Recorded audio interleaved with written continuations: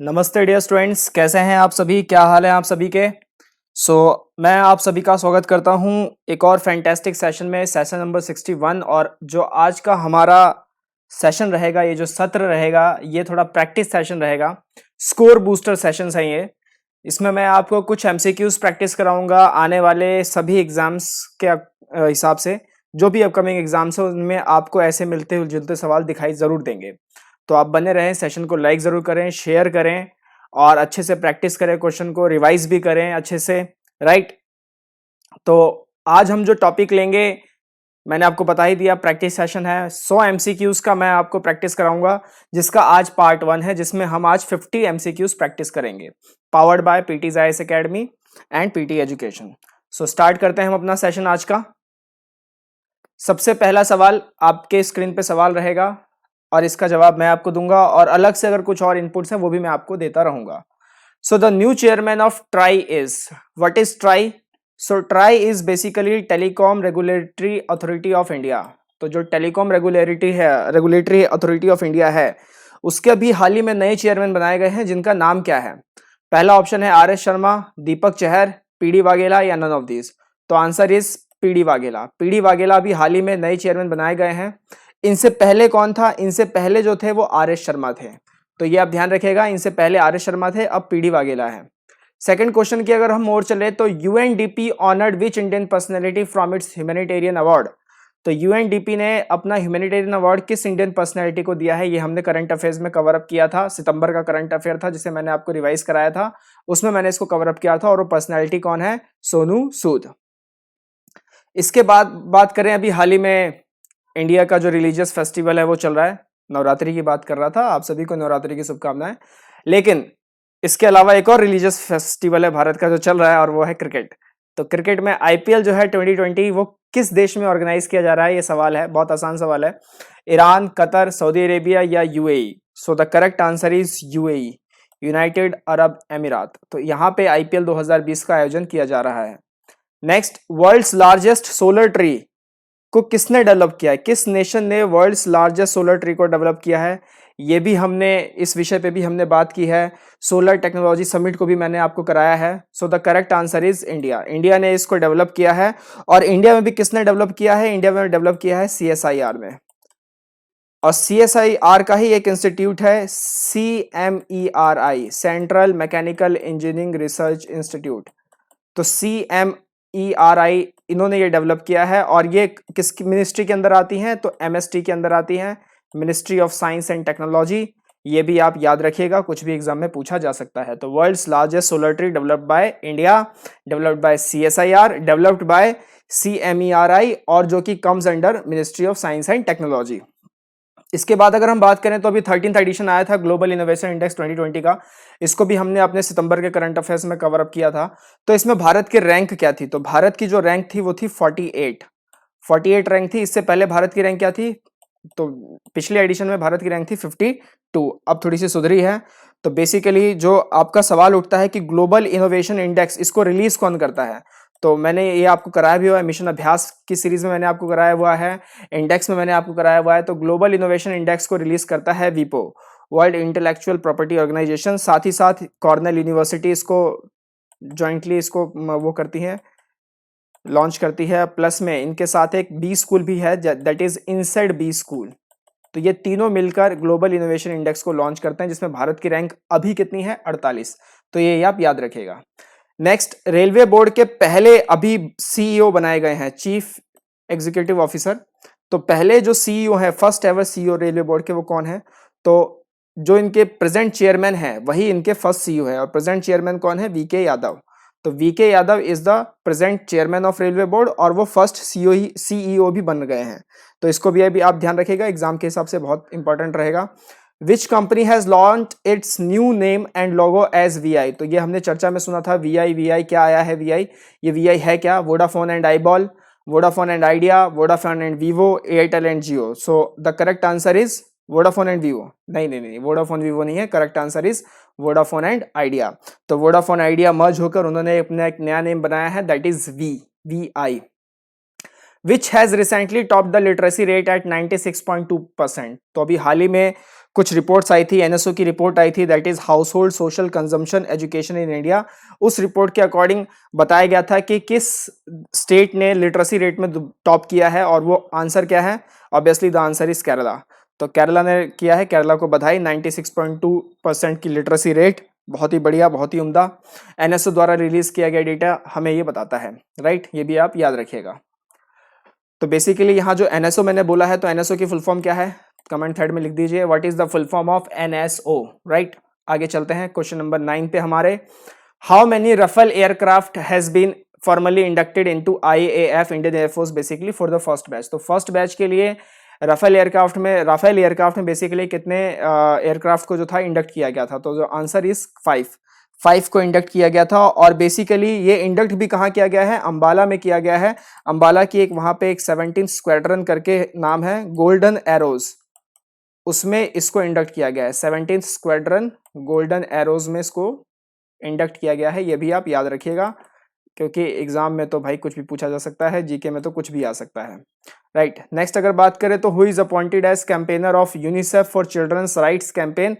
तो यूनिसेफ ने अपना एक एम्बेसडर, अपना एक कैंपेनर अपॉइंट किया है चिल्ड्रन राइट्स के लिए, चाइल्ड अब्यूजमेंट के लिए, इम्पैक्ट ऑफ चिल्ड्रन ऑन कोविड-19 के लिए। और वो पर्सनैलिटी कौन है इन चारों में से? विराट कोहली, रोहित शर्मा, अमिताभ बच्चन और Ayushmann Khurrana. And the correct answer is Ayushmann Khurana.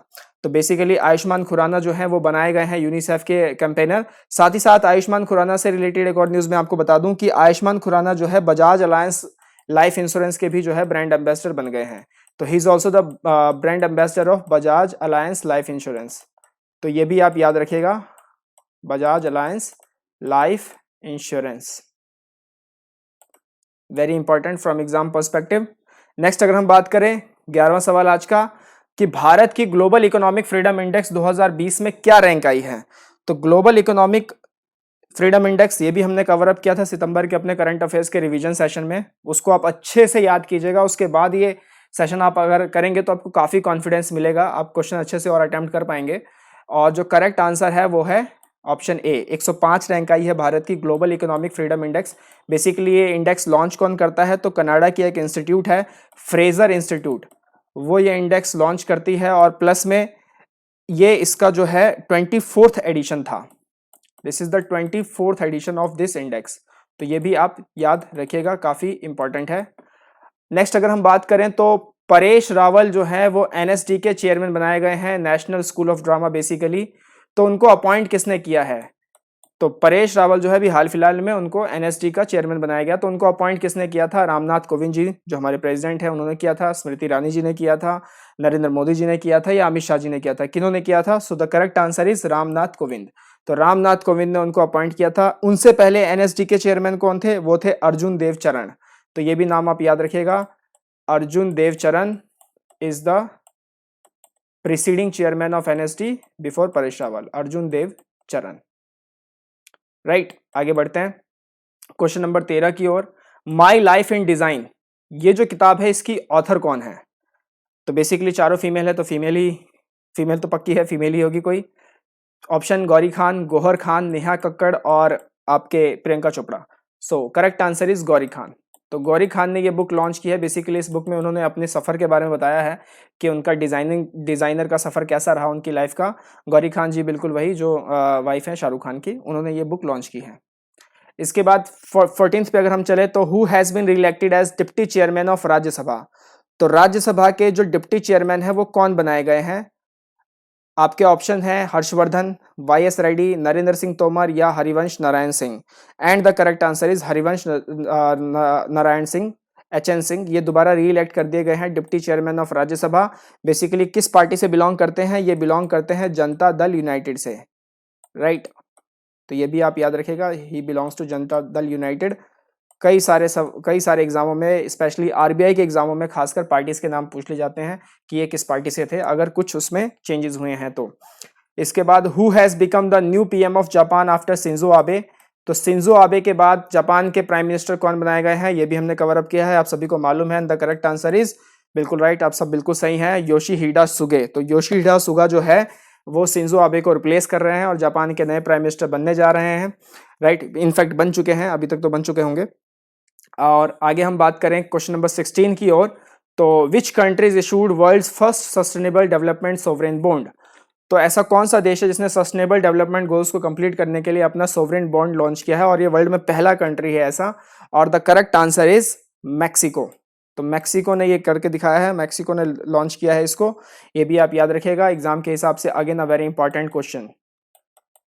Now we move to our next question. Next question is कि इस बार का जो international day for preservation of ozone layer था 2020, उसकी थीम क्या थी? Caring for all, keep cool and carry on, healing zone या ओजोन फॉर लाइफ? इन चारों में से कौन सा ऑप्शन होना चाहिए? ये अगेन मैंने कवर अप किया हुआ है, क्योंकि ओजोन डे जो है हम 16 वर्ल्ड ओजोन डे हम लोग 16 सितंबर को मनाते हैं, और वहां मैंने आपको बताया था उस वीडियो के अंदर में, रिवीजन सेशन के अंदर में, कि थीम क्या था हमारा। वर्ल्ड ओजोन डे हम लोग कब सेलिब्रेट करते हैं? 16 सितंबर को, और हमारा जो थीम था वो था ozone for life, 35 years of ozone layer and protection. साथ ही साथ मैंने आपसे क्वेश्चन भी पूछा था कि ओजोन लेयर हील कर गया, इसके पीछे क्या कोविड-19 द्वारा गवर्नमेंट्स द्वारा लॉकडाउन के कारण थे जिस वजह से ओजोन हील कर गया, या कुछ और कारण थे? तो आंसर इसकी कोविड-19 या लॉकडाउन का कोई ऐसा इफेक्ट नहीं था ओजोन लेयर के हील होने पे। जो रियल इफेक्ट था वो था पोलर वर्टेक्स के कारण। तो अब आप में से जितने लोग जानते हैं कि पोलर वर्टेक्स क्या होता है, वो मुझे बताएं कि what is polar vertex here. Geography का बहुत ही बेहतरीन कंसेप्ट है, राइट? तो आपका कमेंट थ्रेड में स्वागत है आप सभी का। पोलर वर्टेक्स को आप एक्सप्लेन करें अच्छे से, दूसरों को भी बताएं, मुझे भी सुनने में काफ़ी अच्छा लगेगा। मैं भी आपको इंडिविजुअली पढ़ता हूँ सारे कमेंट्स को, मैं खुद ही काफ़ी इंडिविजुअल लेवल पे मैं कमेंट्स को पढ़ता हूँ कि कौन कौन पार्टिसिपेट कर रहा है, कितना पार्टिसिपेशन है। तो बेसिकली ऐसे सेशंस के लिए पार्टिसिपेशन होना बहुत ज़्यादा ज़रूरी है, क्योंकि जो टीचर है उसको काफ़ी ज़्यादा मोटिवेशन मिलता है कि वाकई में स्टूडेंट्स पार्टिसिपेट कर रहे हैं। तो मैंने आपको बता दिया कि ओजोन लेयर जो हील हो रही थी उसके पीछे का कारण था पोलर वर्टेक्स, और पोलर वर्टेक्स के पीछे का कॉन्सेप्ट क्या है ये आप मुझे कमेंट थ्रेड में लिखकर बताएं। अगला क्वेश्चन नंबर 18 हमारा, कि वर्ल्ड बैंक द्वारा जारी किया गया ह्यूमन कैपिटल इंडेक्स 2020 में भारत की रैंक कितनी थी? तो जो भारत की रैंक थी ये भी अगेन हमने कवर अप किया था, वो थी 116। तो 116 रैंक भारत ने इसमें हासिल किया था। अगेन हमारा रिवीजन सेशन करंट अफेयर्स का सितंबर का, प्लेलिस्ट पे जाएं, ढूंढे, सर्च करें चैनल पे, आपको जरूर मिल जाएगा। अब promise land is a memoir of हुम? तो बेसिकली बराक ओबामा, जिन्होंने वो सेशन देखा है वो चुटकियों में इस सवाल को कर सकते हैं with in 2 to 3 seconds, right? वो सेशन बहुत इंपॉर्टेंट है, इसलिए मैं आपको कह रहा हूँ कि उस सेशन को अच्छे से देखें, नोट्स बनाएं प्रॉपर। आपको उसके बाद अगर आप ये वीडियो देख रहे हैं तो आपको काफ़ी कॉन्फिडेंस मिलेगा, आपको काफ़ी मदद मिलेगी इससे। इसके बाद वॉइसेस ऑफ डिसेंट की ऑथर कौन थी? तो ये भी हमने कवर अप किया था। वॉइसेस ऑफ डिसेंट की जो ऑथर थी वो थी रोमिला थापर। मैंने आपको बुक कवर भी दिखाया था वहाँ पे। Basically who is the brand ambassador of Acer India? Acer India जो बेसिकली आपके पर्सनल कंप्यूटर्स की जो ब्रांड्स होती हैं, तो उनके ब्रांड एम्बेसडर कौन बनाए गए हैं? तो उनके ब्रांड एम्बेसडर जो बनाए गए हैं वो है सोनू सूद। तो Sonu Sood become the brand ambassador of Acer India, ये भी आप ध्यान रखिएगा। राफेल की फर्स्ट वुमेन फाइटर पायलट कौन थी? इसको भी हमने कवर अप किया था। Basically she is from Bihar, Muzaffarpur Bihar से बिलोंग करती हैं, और उनका नाम है शिवांगी सिंह। उनके लिए जोरदार तालियां भी हमने बजाई थी उस सेशन में। उन्होंने क्योंकि वो पहली भारतीय वुमेन फाइटर प्लेन पायलट थी जिन्होंने राफेल को उड़ाया था, राइट? तो Shivangi Singh is the right answer. आगे क्वेश्चन नंबर 23 की अगर हम चले, तो वर्ल्ड रिस्क रिपोर्ट 2020 में भारत की रैंक कितनी है? तो वर्ल्ड रिस्क रिपोर्ट 2020 में भारत की रैंक है 89। वर्ल्ड रिस्क रिपोर्ट भी हमने कवर अप किया था। बेसिकली ये रिपोर्ट लॉन्च कौन करती है? ये रिपोर्ट लॉन्च करती है UNUEHS प्लस IFHV। क्या है ये? सेशन में मैंने आपको बता चुका हूं। इनका नाम आप याद मत रखिए, बहुत ही क्रिटिकल नेम नहीं पूछे जाते हैं, इतना याद रखिए। वर्ल्ड रिस्क रिपोर्ट, भारत की रैंक 89। साथ ही साथ अभी हाल ही में SP बाला सुब्रमण्यम की मृत्यु हुई, उनका निधन हुआ। वो किस प्रोफेशन से बिलोंग करते थे? Recently SP Bala Subrahmanyam passed away, belongs to which profession? Cricket से, डांस से, सिंगिंग से, एक्टिंग से? किससे बिलोंग करते थे SP बाला सुब्रमण्यम साहब? काफी सारे हिट गाने हैं उनके, तो गाने मैंने बता ही दिए। गाने हैं तो आंसर क्या होगा? C, singing. तो 24 का आंसर इज C। नेक्स्ट 25 की अगर हम बात करें, तो जीमेक्स जो एक्सरसाइज है वो बायलैटरल एक्सरसाइज है। किसके बीच हुआ है जीमेक्स? जीमेक्स जो हुआ है वो इंडिया और जापान के बीच हुआ है, और ये इनका 4th एडिशन था एक्सरसाइज का। साथ ही साथ कुछ एग्जाम्स में एक्सरसाइज जनरली क्या होता है कि एक्सरसाइज को लेके देशों के नाम पूछे जाते हैं, लेकिन कुछ एग्जाम्स में क्वेश्चंस को टफ करने के लिए वो ये पूछ लेते हैं कि भी हाल ही में जो जीएमएस एक्सरसाइज हुई थी वो कहाँ हुई थी, तो प्लेस के नाम भी पूछ लेते हैं। तो उसके हिसाब से भी हम इसको थोड़ा कवर अप कर लेते हैं आगे कि ये नॉर्थ अरेबियन सी में हुआ था। ये भी आप ध्यान रखिएगा एग्जाम के हिसाब से, again very important. Gmax exercise याद रखने का बहुत आसान तरीका, JI से आप याद रख सकते हैं, जापान एंड इंडिया। तो इंडिया जापान के बीच 4th एडिशन, नॉर्थ अरेबियन सी। राइट, आगे बात करते हैं क्वेश्चन नंबर 26 पे कि कौन सा स्टेट है जिसे पाटा अवार्ड्स मिला है। तो पाटा अवार्ड्स बेसिकली क्या है, Pacific Asia travel association awards, Pacific Asia travel association awards. ये अवार्ड्स भारत के किस राज्य को दिया गया है, और the correct answer is Kerala. Kerala को दिया गया है, क्योंकि केरल ने क्या किया था, केरल ने अपना एक टूरिज्म कैंपेन लॉन्च किया था जिसका नाम था human by nature print campaign.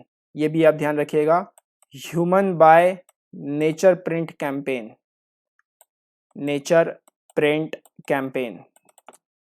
तो इस कैंपेन को लॉन्च करने के बाद इनको पाटा अवार्ड्स मिला 2020 का, ये ध्यान रखना है आपको। उसके बाद लता मंगेशकर अवार्ड 2020, ये किस सिंगर को दिया गया है, किस गायक को दिया गया है या गायिका को दिया गया है। ऑप्शन है आपके पास उषा मंगेशकर, सोनू निगम, श्रेया घोषाल या Neha Kakkar. And the correct answer is Usha Mangeshkar, option A is the right answer, ये भी आप ध्यान रखना। इसके बाद टाइम मैगजीन में 100 मोस्ट इन्फ्लुएंशियल पीपल में जगह बनाने वाले इन चारों में से कौन से हैं। तो basically option A Aamir Khan, Virat Kohli, Amit Shah या Narendra Modi. So the correct answer is Narendra Modi. Politician के कैटेगरी में नरेंद्र मोदी ने जगह बनाई है टाइम मैगजीन में, ये भी आप ध्यान रखिएगा। आर्टिस्ट में किसने जगह बनाई है, ये आज आपका अगला सवाल। कमेंट थ्रेड में बताइए कि आर्टिस्ट, टाइम मैगजीन का जो आर्टिस्ट कैटेगरी थी उसमें किसने जगह बनाई है भारत की तरफ से। तो ये आज आपका दूसरा सवाल है, कमेंट थ्रेड में अपना आंसर जरूर पोस्ट करें। उसके बाद क्वेश्चन नंबर 29 की अगर हम चले तो which PSB saw maximum fraud cases according to RBI। तो RBI के पास एक रिपोर्ट आई है, बेसिकली उन्होंने इसमें रिपोर्ट में देखा है और फिर रिपोर्ट को उन्होंने जारी किया और बताया कि मैक्सिमम फ्रॉड किस पब्लिक सेक्टर बैंक में हुए हैं। तो PSB basically stands for public sector banks. तो पब्लिक सेक्टर बैंक्स यानी सरकारी बैंक, तो कौन से सरकारी बैंक में मैक्सिमम फ्रॉड केसेस हुए हैं। देखिए इस हिसाब से अगर क्वेश्चन देखा जाए, क्वेश्चन बिल्कुल ढंग से फ्रेम किया गया है। एक्सिस बैंक तो आप ऐसे ही उड़ा दो क्योंकि वो PSB नहीं है, ICICI भी ऐसे ही उड़ा दो, वो PSB नहीं है, पब्लिक सेक्टर बैंक ही नहीं है। तो इन दोनों में से कोई एक बचता है, and the correct answer is option D, SBI। तो SBI में सबसे ज्यादा मैक्सिमम फ्रॉड केसेस देखे गए हैं। उसके बाद नेक्स्ट है question number 30, which bank launches first contactless payment watch with Titan company. तो टाइटन बेसिकली घड़ियों की कंपनी है, उनके साथ इस बैंक ने टाई अप किया और फिर फर्स्ट कॉन्टैक्टलेस पेमेंट वॉच करके इन्होंने लॉन्च किया। तो ये बैंक ऐसा करने वाली वो कौन सी बैंक है, SBI है, HDFC है, PNB है या ICICI है। So the correct answer is SBI। SBI ने ही ये किया है, तो ध्यान रखिएगा SBI, अगेन दोनों का आंसर SBI था। 31 क्वेश्चन की अगर हम चले तो US open women tennis tournament की विजेता कौन रही। US open women's tennis tournament की विजेता कौन थी, Naomi Osaka, Victoria Azarenka, Serena Williams या इनमें से कोई नहीं। So the correct answer is Naomi Osaka, Japan की है बेसिकली। ये टूर्नामेंट जीतने के बाद इनकी वर्ल्ड रैंकिंग 3rd पे आ चुकी हैं ये, और इन्होंने जिनको हराया था वो थी, इनके साथ जो रनर अप थी इस टूर्नामेंट के अंदर में वो थी विक्टोरिया अज़रेंका। और ये किस कंट्री से बिलोंग करती हैं, ये बिलोंग करती हैं बेलारूस से। तो ये भी आप याद रखिएगा, she belongs from Belarus and Naomi Osaka from Japan. Next, who is the author of presidential years, the presidential years. तो ये किताब के लेखक कौन है, प्रेसिडेंशियल ईयर।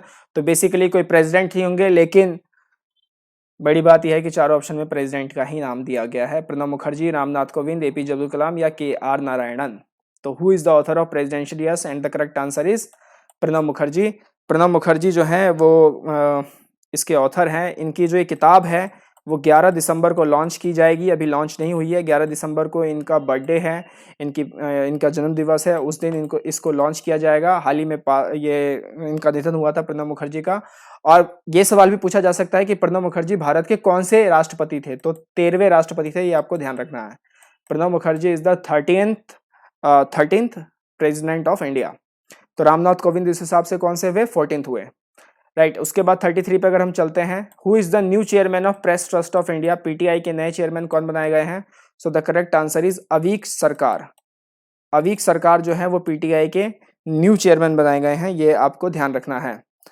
इसके बाद 34 में हमारे पास है, which Indian state topped in ease of doing business ranking 2019 release by ministry of commerce and industry. तो एक ease of doing business world bank release करता है, उसकी बात नहीं की गई है। मिनिस्ट्री ऑफ कॉमर्स और इंडस्ट्री जो DPIIT के तहत जो एक रैंकिंग, एक इंडेक्स लॉन्च करती है, that is ease of doing business ranking 2019, उसमें किस स्टेट ने टॉप किया है? तो करेक्ट आंसर है आंध्र प्रदेश। आंध्र प्रदेश ने उसमें टॉप किया है, followed by UP, second rank पे यूपी था और थर्ड रैंक पे तेलंगाना था। तो ये भी आप ध्यान रखिएगा, राइट। तो आपके लिए आज का तीसरा सवाल, आंध्र प्रदेश के सीएम का नाम क्या है? कमेंट थर्ड में लिख के बताएं, who is the chief minister of Andhra Pradesh. Basically Andhra Pradesh में एक और चीज हुई थी, 3 capital issue. 3 capital issue Andhra Pradesh में ही हुआ था, पिछले साल की ये खबर थी, 3 कैपिटल इशू। तो बेसिकली एक स्टेट के 3 कैपिटल बनाने की बात की जा रही थी। इसके बाद आगे चलते हैं 35th क्वेश्चन की ओर। Indra is the naval military exercise between India and which country? तो जो इंद्र एक्सरसाइज है वो नेवल मिलिट्री एक्सरसाइज है, वो भारत और किसके बीच हुआ है? तो वो हुआ है भारत और वियतनाम के बीच, या इंडोनेशिया के बीच, उज्बेकिस्तान के बीच, या रशिया के बीच। So Indra exercise basically belongs to Russia, India and Russia. ये इनका 11th एडिशन था जो हुआ अभी, और ये कहाँ पे हुआ? ये हुआ बे ऑफ बंगाल में। तो ये भी आप ध्यान रखिएगा, बे ऑफ बंगाल में इंद्र एक्सरसाइज हुई, जो कि बे ऑफ बंगाल किससे बहुत पास है? स्ट्रेट ऑफ मलक्का से बहुत पास है, जो भारत का एक स्ट्रेटेजिक पॉइंट है, राइट। तो वो भी आप ध्यान रखना। इसके बाद 36 की अगर हम और चले तो UN's international day of clean air for blue आइज, इस पे मैंने अलग से पूरा 10 मिनट का, ऑलमोस्ट 10 मिनट का मैंने एक वीडियो बनाया हुआ है, उसमें पूरा समझाया हुआ है कि ये पहली बार यूएन ने इसको लॉन्च किया था और कौन से डे को लॉन्च किया था, क्या इसके पीछे उनकी मंशा थी और क्या वो करना चाह रहे हैं इसको लॉन्च करके, वो सब मैंने उसमें एक्सप्लेन किया था। तो उस वीडियो को अगर आप हो सके, जिनको डीप नॉलेज चाहिए वो देख सकते हैं। तो यूएन का international day of clean air for blue skies जो है वो कौन से दिन मनाया जाता है? पहली बार ये मनाया गया है 2020 में, इसलिए काफी इंपॉर्टेंट हो जाता है, फर्स्ट एडिशन है इसका। तो 36 का जो करेक्ट आंसर है वो है ऑप्शन सी, 7 सितंबर 2020 को पहली बार ये मनाया गया, और इसका जो थीम था वो था क्लीन एयर फॉर ऑल। ये भी आप ध्यान रखिएगा, इस डे का जो थीम था क्लीन एयर फॉर ऑल।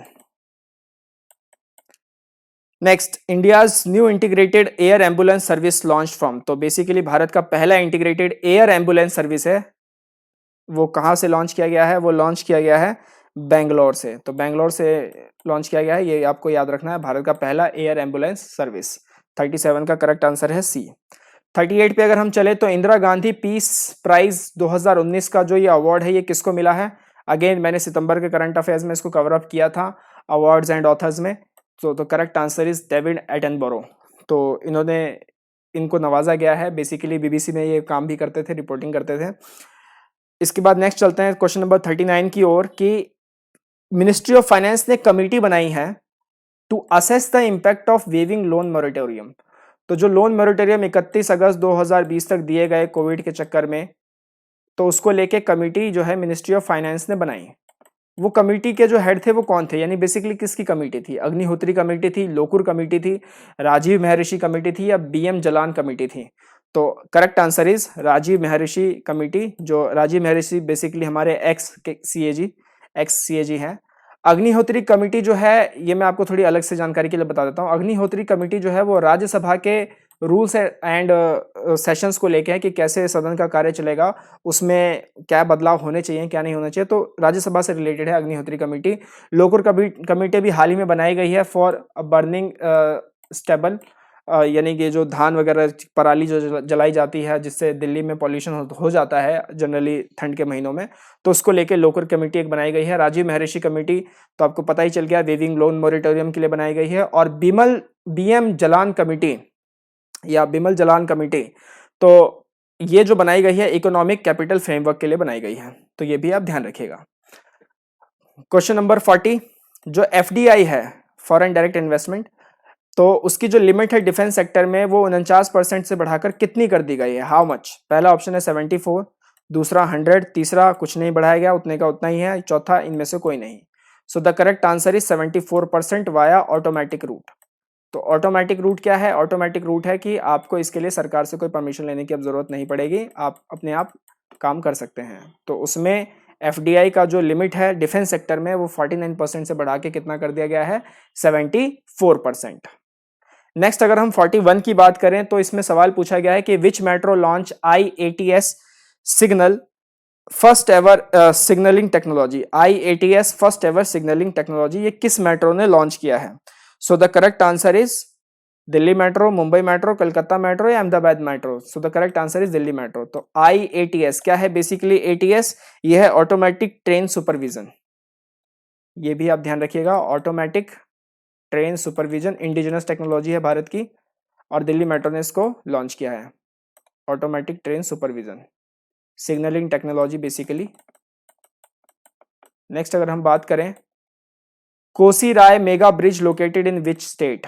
तो कोसी राय मेगा ब्रिज जो है ये कौन से राज्य में है? बिहार में, बंगाल में, झारखंड में, छत्तीसगढ़ में? Correct answer is Bihar.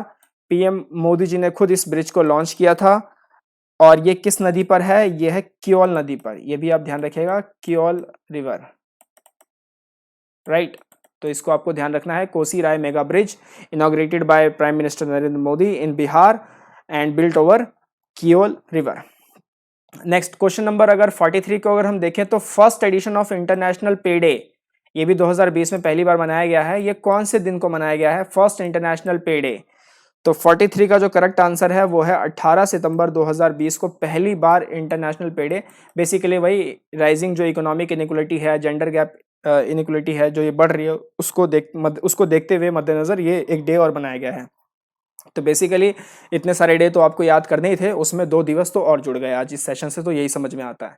तो फर्स्ट एडिशन 2020 का जो इंटरनेशनल पे डे है वो 18 सितंबर 2020 को मनाया गया, ये आप ध्यान रखिएगा, राइट। पता नहीं क्या पे करेंगे, ये तो भगवान जाने। नेक्स्ट 44 पे अगर हम बात करें तो 44 में सवाल पूछा गया है Billie Jean King cup is the women's world cup of. तो किसका वुमेन्स वर्ल्ड कप है? Billie Jean King cup. So Billie Jean King cup is the world cup of women's world cup of tennis. Tennis का world cup है basically. इसका पहले नाम कुछ और था और इसको रीनेम करके चेंज करके किया गया है बिली जीन किंग। तो बेसिकली बिली जीन किंग है क्या? बिली जीन किंग जो है वो अमेरिकन की एक टेनिस प्लेयर थी, काफी फेमस टेनिस प्लेयर थी, अमेरिकन टेनिस प्लेयर थी ये, इनके नाम पे इसको किया गया है। पहले इनका नाम क्या था? पहले इस कप का नाम था फेड कप। तो फेड कप को रिप्लेस करके रीनेम करके बिली जीन किंग बनाया गया और वो भी अमेरिकन टेनिस प्लेयर के नाम पे related to tennis. Next question number 45 की अगर और हम बात करें तो S-400 मिसाइल सिस्टम भारत को किस कंट्री ने डिलीवर किया है? बहुत ही इसमें झगड़े हुए, डोनाल्ड ट्रंप ने तो मतलब पूरी दिमाग की दही कर दी थी और इंडिया ने फिर बोला हटाओ इन सबको, इन सबसे, यानी कि हम किसी के अंडर नहीं है, हमें जो अच्छा लगेगा हम करेंगे। तो उन्होंने फिर रशिया के साथ ये डील साइन की। डोनाल्ड ट्रंप ने बहुत, यानी अमेरिका एडमिनिस्ट्रेशन ने बहुत प्रेशर डाला था भारत के ऊपर इस डील को लेके।